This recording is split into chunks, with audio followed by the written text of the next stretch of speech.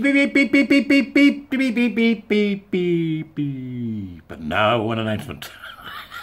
Hello, people. How are we? Good. Right, so, okay, 2 years ago, I arranged a meeting with the Census people to warn them of the threat of this nonsense, and somebody met with me, can't remember the person's name. I was Isaac on morphine at the time, but there you go, that's the way of the world. It's all a bit Sherlock Holmes, isn't it? Bring me my violin. So, anyway, they didn't listen. People have been, trying to get the Census to see sense for a long time, but they didn't, right? Which brings us to the marvellous article in The Spectator from Michael Biggs. Right, thanks, Michael. This gave me a good laugh when I read it, but it's got a serious edge, mind, as it always says. Why does the Census say there are more trans people in Newham than Brighton? How can that possibly be true? Brighton's like trans central, isn't it? Did you realise, it begins, that 1 in every 67 Muslims is transgender? One in every 67. There is a huge trans Muslim population that we were hitherto unaware of. Why does that happen? The adults with no did you know that adults with no educational qualifications are almost twice as likely to identify as transgender as university graduates? There's all these hidden transgender people we didn't know about that came up in the census. Did you know that the London borough of Brent and Newham are home to higher proportions of transgender people than Brighton and Oxford? This is a revelation.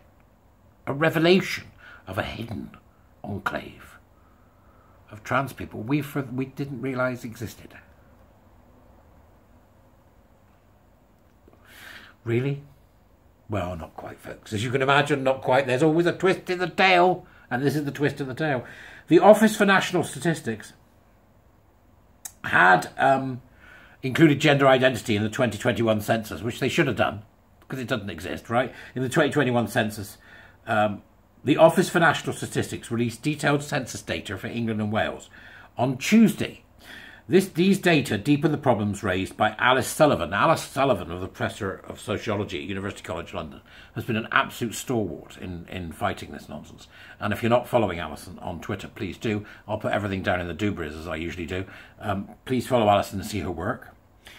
Not just her, but also the individual who wrote this, Michael Biggs, has also been very, very strong in fighting against this. And again, you can follow Michael on Twitter and see his work as well, which I recommend that you do.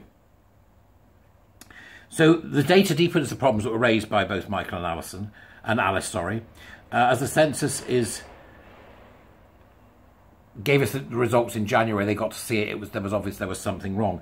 We've got to remember the census is the gold standard of data collection. To query its numbers seems sacrilegious. The results for gender identity, however, are scarcely credible. This is going to screw everything up. That's the serious bit. You know, the butterfly flaps its wings and, there's a hurricane in Central Park. That's chaos theory. Start with something bad at the beginning and it just gets worse. We know this is true. We know it. Look at gender ideology or queer theory. The problem began with the question itself. The ONS did not ask a plain question like, are you transgender? Instead, it chose a convoluted formulation. Is the gender you identify with the same as your sex registered at birth? Those who answered no could then write in their gendered identity. The question assumes that everyone has a gender identity. That's what made it a bad question. But this is how they work, isn't it? They assume everybody's got it, as opposed to recognise it as the batty belief system it is. It also assumes that everyone was registered at birth. Well, that's not true either. As Maya Forstater has emphasised, some immigrants are not registered at birth. The question could have puzzled many respondents outside the professional and managerial classes, as those middle class people again. How many of them mistakenly answered in the negative? It's up the creek. The data's up the creek.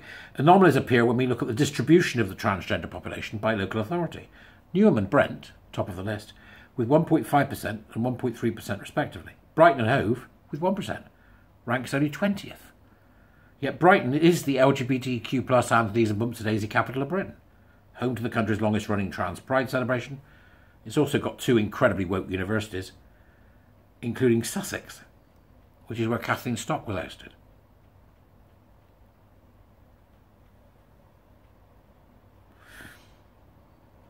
it just seems strange, doesn't it? It's a great question he asks here. Could Brighton really have a less salubrious climate for trans people than Newham? It seems unlikely. The data is also hard to tally with that gathered from a petition to reform the Gender Recognition Act, launched by trans activists in 2021, which attracted 180,000 signatures from England and Wales. By comparing the distribution of signatures to the distribution of transgender population according to the census, we see that the correlation between the two distributions across all local authorities is close to zero. Brighton and Hove, for example, have more signatories relative to adult population than anywhere else except the City of London. Newham and Brent, by contrast, had relatively few signatories, ranking 303rd and 304th respectively. So in other words, there was nobody from Newham and Brent were signing it. If places like Newham and Brent had so few inhabitants willing to sign a pro-transgender petition, what accounts for their prominence in the census transgender figures? What these boroughs have are many immigrants for whom English is a second language, and who are therefore liable to be confused by a convoluted question on gender identity. The strongest predictor of the transgender population across the local authorities, as measured by the census, is the proportion of people whose main language is not English. They've screwed up the statistics for the, you know, we do this once every 10 years and they've screwed it up. It's absolute, I mean, go and have a look, but it's utterly deranged. The census data added a more list to the anomalies that was also released. All the links are in the Spectator article. Muslims are almost 3 times more likely than non-religious people to identify as transgender. Really? Really? It's the exact... What did you think was going to happen when you put queer theory in the damn census, you morons? Black people are 4 times more likely than white people to identify as transgender. In every case, the census results contradict what we knew from other data. It's been queered completely because they included one question. For example, referrals to the Tavistock's Gender Identity Development Service include far more white and non-religious youth than the overall population of the same age, so it's in conflict. By contrast, those census results are how would be expected if a number of people with poor English were confused by the question and inadvertently classed themselves as transgender. Read the article. Go and have a look. It's really interesting. How did the ONS manage to produce such implausible data on gender identity? Well, they were guided by lobby groups like Stonewall. Just what? No! No, it's surely no coincidence that the gender question replicated the minor variation, Stonewall's definition of cisgender. The question, according to the ONS, was evaluated via community testing at LGBT History Month. Well, they didn't talk to me. They didn't talk to me. You start screwing around with the census data and it has serious implications, and those implications are as follows. We won't know how to plan for medical care for men and women if it's screwed up. We won't know how to plan for infrastructure.